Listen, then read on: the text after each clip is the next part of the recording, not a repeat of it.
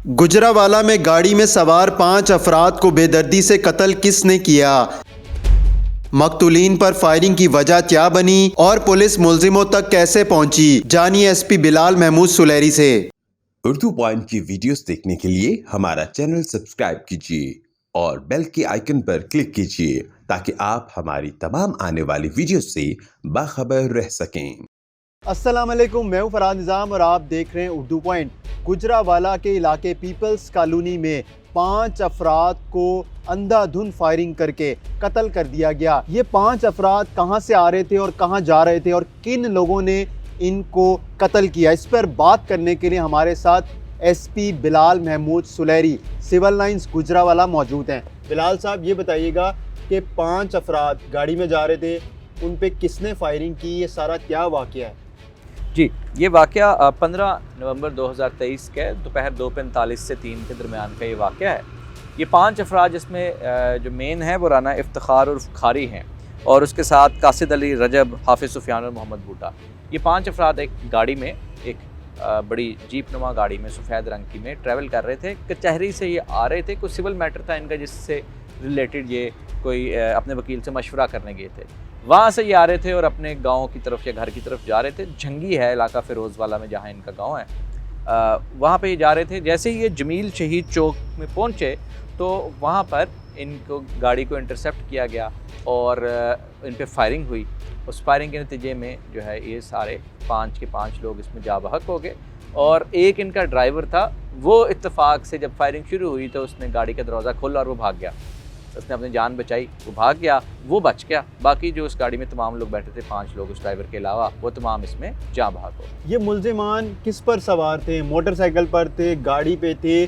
कहाँ से इन्होंने रैकी करना शुरू की और जब इन्होंने फायरिंग की गाड़ी के ऊपर तो इतनी अंधाधुंध फायरिंग में ड्राइवर कैसे बच निकला? जी, ये मुल्जिमान जो है अभी तक, क्योंकि ये केस की इन्वेस्टिगेशन जारी है तो मैं आपको प्रिलिमिनरी इन्फॉर्मेशन दे सकता हूँ, मगर हम उसको ये कंस्ट्रू नहीं कर सकते कि ये फ़ाइनल तफ्तीश है, क्योंकि तफ्तीश जारी है। जो अभी तक की हमारी तफ्तीश है उसके मुताबिक एक लड़के ने रैकी की, वो सादा कपड़ों में मलबूस था।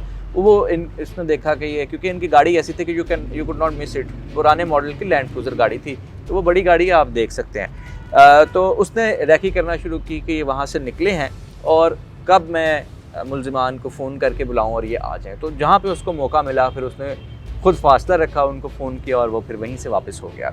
तो रैकी करने वाला और था, फायरिंग करने वाले और थे। फायरिंग वाले मोटरसाइकिलों पर आए और मोटरसाइकिल्स पर आकर, क्योंकि वो रश वाली जगह है, अगर आप जमील शहीद चौक देखेंगे तो वहाँ पे गाड़ी फंस जाती है जाके। तो ऑटो पे गाड़ी वहाँ पे स्लो होती है, हाँ, रश वहाँ बहुत ज़्यादा होता है, तो इनको वहाँ पे इंटरसेप्ट करना इनके लिए और उनको वहाँ पे आके फायरिंग करके कत्ल करना, ये मेरा ख़्याल है कि काफ़ी प्लानिंग मांगता है। अदरवाइज़ आप इतने रश वाली जगह पे आमतौर पे लोग ऐसा रिस्क नहीं लेते।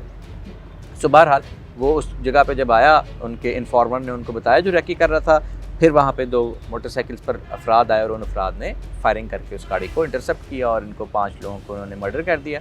इस केस में मुलविस मुल्जिमान आप लोगों ने गिरफ़्तार किए हैं, तो मुल्जिमान ने दौरान तफ्तीश क्या बताया कि उनको किस चीज़ की रंजिश थी, किस चीज़ का इतना ज़्यादा गुस्सा था कि उन्होंने इतने बेदर्दी के साथ 5 लोगों को कत्ल किया? जो 4 मुल्जिमान हैं उसमें जो मेन मुल्जिम है उमर वल फयाज़, उसके जो वालिद के कत्ल का इल्ज़ाम इन पे लगाते हैं, तो उसमें उनका यही मौक़िफ़ था कि हमारे वालिद तो बड़ी बेदर्दी से कत्ल करवाया या किया इस पार्टी ने, लिहाजा हमें उसका ग्रज था और उसमें क्योंकि इनको मौका नहीं मिला पहले, जब भी मिला एक आध दफ़ा तो उस वक्त ये एस्केप कर गए, तो उन्हें वो जो वालिद साहब के इनके कत्ल हुआ था उसका कभी गुमान था कि इन्होंने कत्ल किया या करवाया है, लिहाजा वो उससे अपना जो पुरानी इनसे दुश्मनी थी या लड़ाई थी या वालिद साहब के कत्ल का ग्रज था, उसकी वजह से उन्होंने मर्डर किया। अब ये पर्सनल वेंडेटा जो होता है वो है। उमर के साथ जो दीगर 3 मुल्जिमान हैं उनका उमर से क्या ताल्लुक़ है? एक जो उमर का भाई है, बाकी भी उसके ऐसे दोस्त जानने वाले रिश्तेदार हैं। बाकी जो दोस्त या रिश्तेदार थे उनको इस चीज़ के लिए हायर किया गया था या उनकी मिलके मुश्तरका ये कार्रवाई थी? मुश्तरका कार्रवाई थी उनकी। देखिए, जब एक मर्डर होता है, एक तो एक इंसिडेंटल मर्डर होता है जिसमें 1-2 बंदे आपस में किसी वजह से लड़ पड़ते हैं और वो कत्ल हो जाता है। एक मर्डर जो है वो जानबूझकर मर्डर होता है, प्लानिंग से, कोल्ड ब्लडेड मर्डर जो कहते हैं। तो जो ये पार्टी इल्ज़ाम लगाती है, जो इस वक्त कातिल पार्टी है उमर वगैरह, कि जो पिछला मर्डर हुआ इनके वालिद का वो कोल्ड ब्लडेड मर्डर था, वो प्लानिंग से हुआ। उसके बाद ना सिर्फ ये कि वो मर्डर हुआ, बल्कि उनको ये ख़तरा था कि हम सबको भी कत्ल कर दिया जाएगा। ये उनका नुक्ता नज़र है जिसकी वजह से इन्होंने ये मर्डर कर दिया। और इफ्तिखार उर्फ खारी पार्टी का ये मौक़िफ़ है कि हम ना हमने वो पहला मर्डर किया और ना हमने मज़ीद कोई मर्डर करने थे, ये हम पे ऐसे इल्ज़ाम लगा रहे हैं। तो जब एक पुरानी दुश्मनी होती है जो मौके के वक्त के साथ साथ इवॉल्व हुई होती है, तो उसमें मल्टीपल फैक्टर होते हैं, जिसके लिए अगर आपने उस सारे प्रोसेस को समझना है कि क्यों हुआ, तो मेरा ख्याल है कि हमें तमाम केसेस को शुरू से लेकर आखिर तक एनालाइज़ करके शायद आप उस पर एक प्रोग्राम कर सकते हैं जिसमें आप उनको खुद एनालाइज़ करें, उनके फैसलों को एनालाइज़ करें और आप उसको कनेक्ट करें कि एक्चुअली ये क्या चीज़ थी जो डेवलप होती होती इस लेवल तक आगे के 5 मर्डर हो गए। तो इफ्तिखार उर्फ खारी ये दहशत की अलामत भी समझा जाता था अपने जो गांव था उधर, और इसने कितने लोगों को पहले कत्ल किया था? ये इफ्तिखार उर्फ खारी भी और दोनों फ्रीकैन दोनों ही से लोग डरते थे, इस पर कोई शक नहीं है कि जब लोगों की आपस में कत्लों की दुश्मनी होती है तो एक जनरल सिटीज़न जो है, एक आम शहरी पाकिस्तानी जो है ना, वो उन लोगों के करीब जाना पसंद नहीं करता। यह आपकी बात दुरुस्त है कि दोनों फ्रीकैन जो हैं उनसे लोग अवॉइड करते थे। 5 लोगों को गोलियां मारी गई, कौन सी गन इस्तेमाल हुई और तकरीबन कितने फायर किए गए?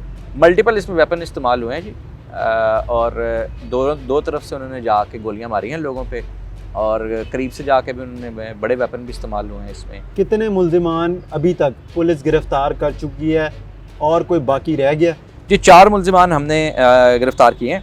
अब्दुर्रहमान उर्फ उमर वल्द फ़याज़ मुसल्ला क्लाशनकोफ एज़ पर FIR, ये भी हमने गिरफ़्तार कर लिया है। उस्मान वल्द फ़याज़ उसका भाई है, ये भी हमने अरेस्ट कर लिया है। इम्तियाज़ुर रहमान और फ़ारूक हैदर ये भी हमने कर लिया है। इन्होंने लोग और भी नामज़द किए हुए हैं, मगर हमारे ख़्याल से जो प्राइम एक्यूज़ थे वो तकरीबन हमने अरेस्ट कर लिए हैं। एक आधा हमारी इन्वेस्टिगेशन के मुताबिक रह गया है।